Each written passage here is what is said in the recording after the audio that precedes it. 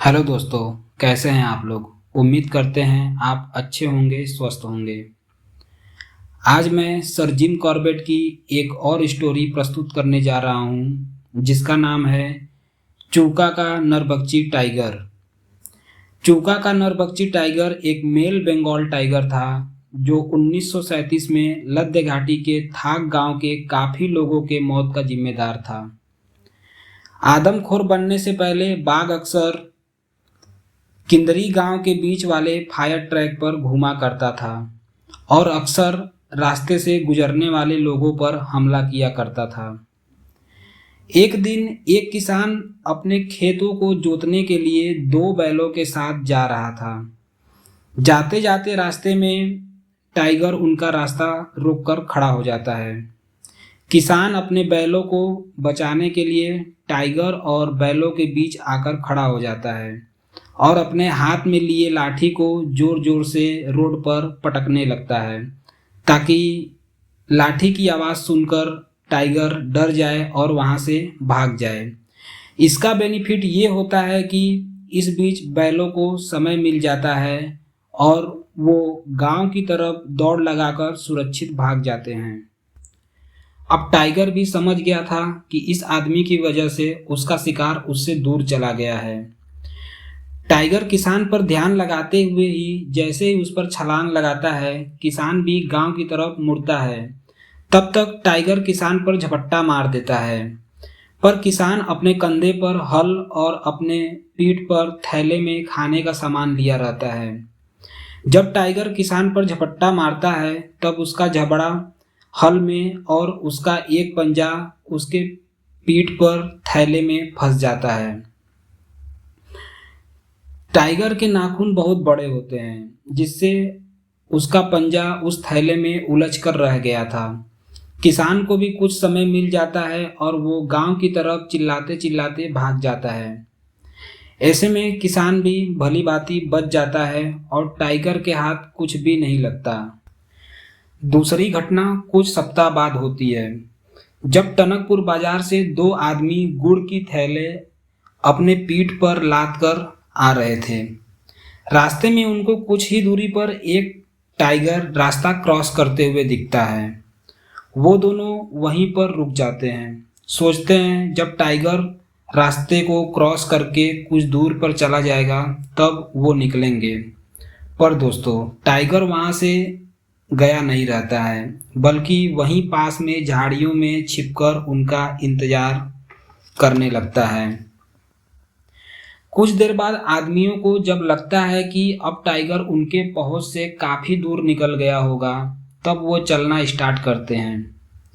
चलते चलते जब वो झाड़ियों के पास लगभग 10 मीटर की दूरी पर पहुंचते हैं, तो उनमें से जो सबसे आगे आदमी चल रहा था, टाइगर झाड़ियों से निकलकर उस पर कूद जाता है। पर फिर इस बार टाइगर का दांत आदमियों के पीठ पर पड़े थैले में गुड़ में जाकर उलझ जाता है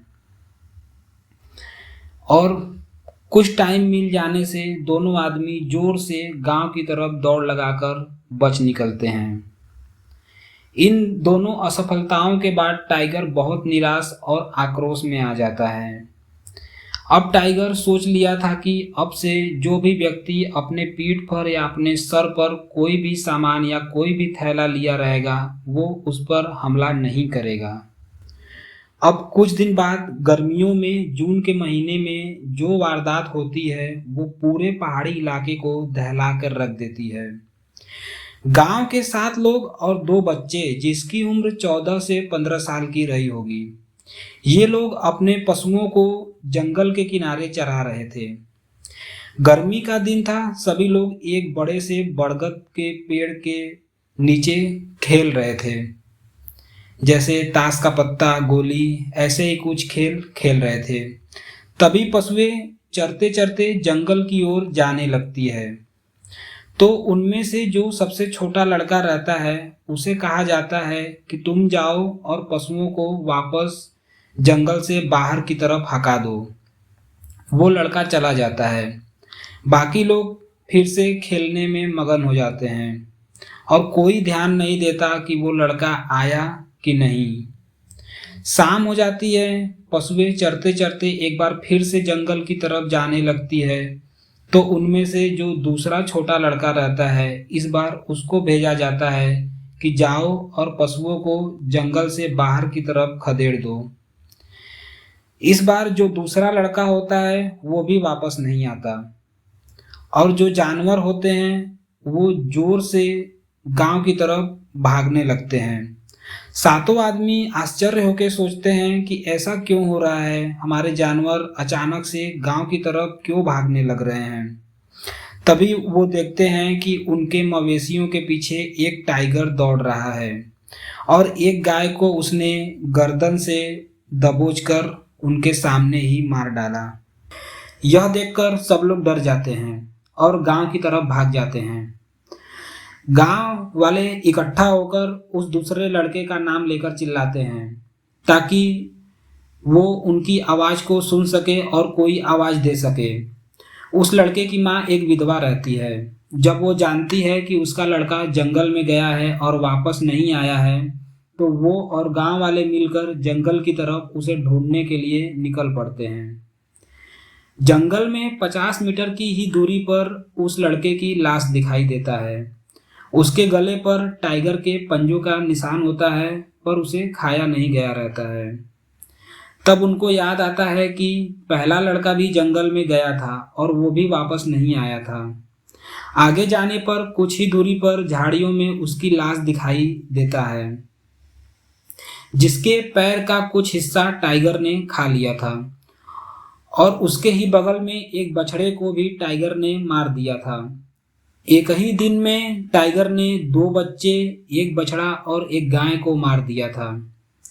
हुआ ऐसा रहता है कि जिम कॉर्बेट साहब अपने शब्दों में डिस्क्राइब करके अपने बुक में लिखते हैं कि जब जानवर जंगल की तरफ गए थे, तब टाइगर वहीं पर घात लगाकर बैठा था और एक बछड़े को वहीं पर पकड़कर मार दिया था, और वो वहीं पर उसे खाने लगता है। तभी वो पहला बच्चा जानवरों को हाँकने के लिए जंगल में आता है और उसको हड्डियों के चटकने की कुछ आवाज़ सुनाई देता है, और बच्चा उस दिशा में देखने के लिए आगे बढ़ने लगता है। उसको टाइगर की मौजूदगी का पता नहीं होता है, और जैसे ही वो पास आता है, टाइगर उस बच्चे पर झपट्टा मारकर उसे वहीं मार देता है और उसका कुछ हिस्सा वहीं पर खा लेता है।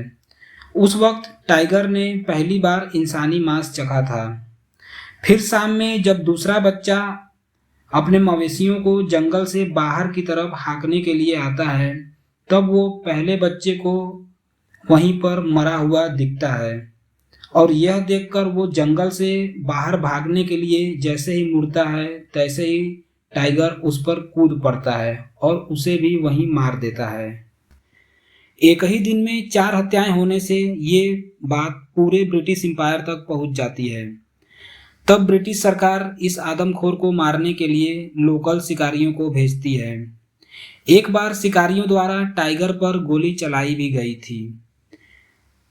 गोली टाइगर को लगी भी थी, पर टाइगर मरा नहीं, केवल घायल हुआ था।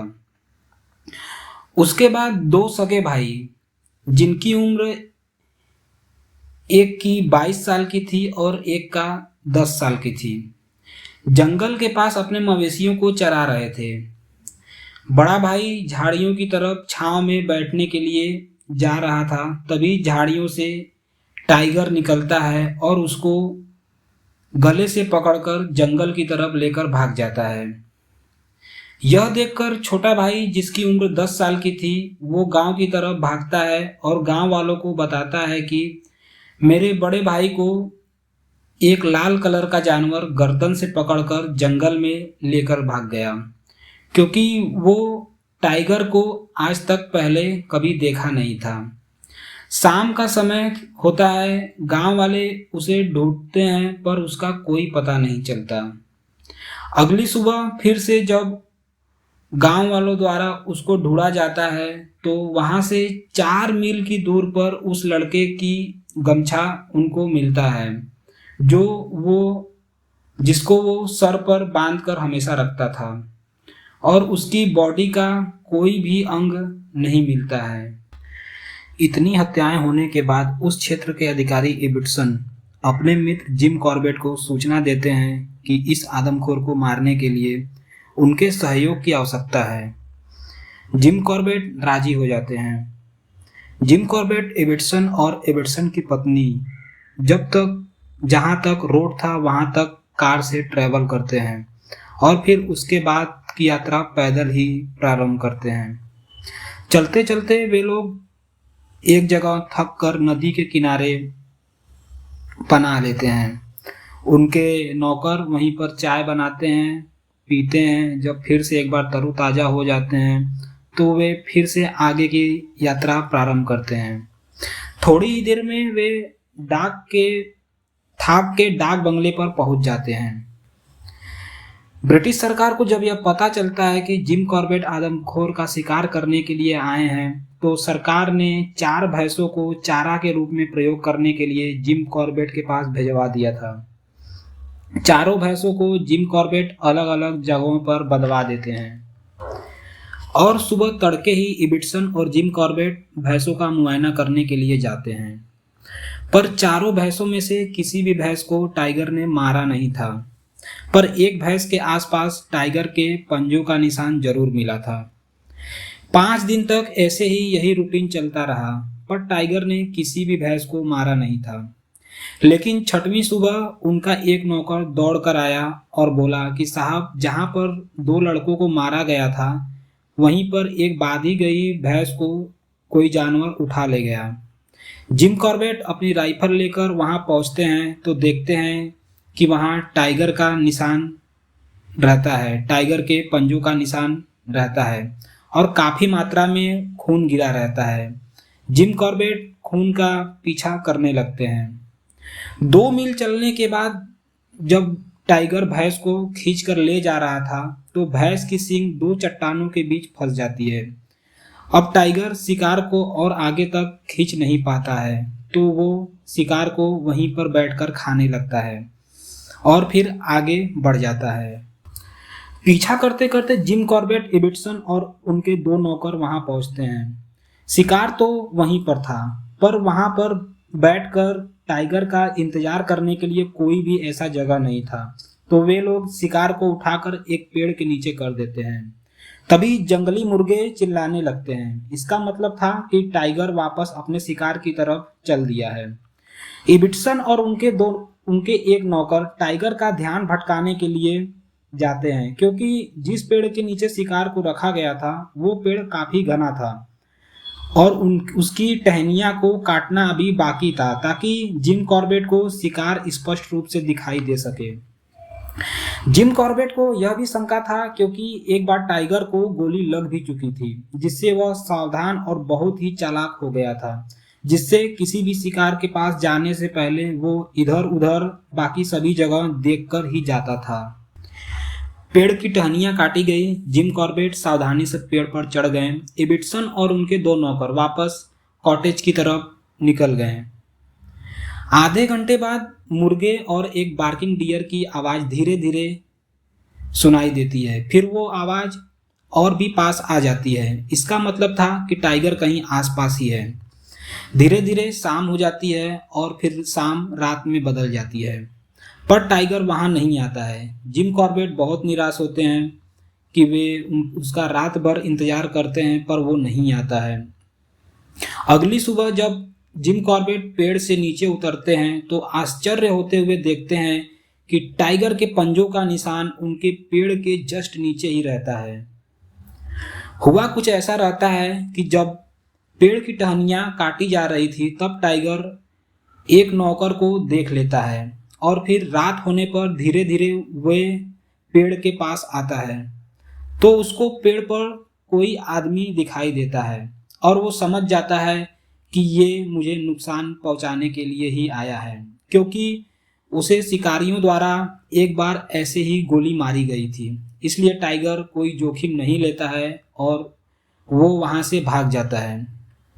क्या जिम कॉर्बेट इस टाइगर को मार पाएंगे या फिर ये टाइगर एक या कई बार जिम कॉर्बेट को चकमा देकर निकल जाएगा?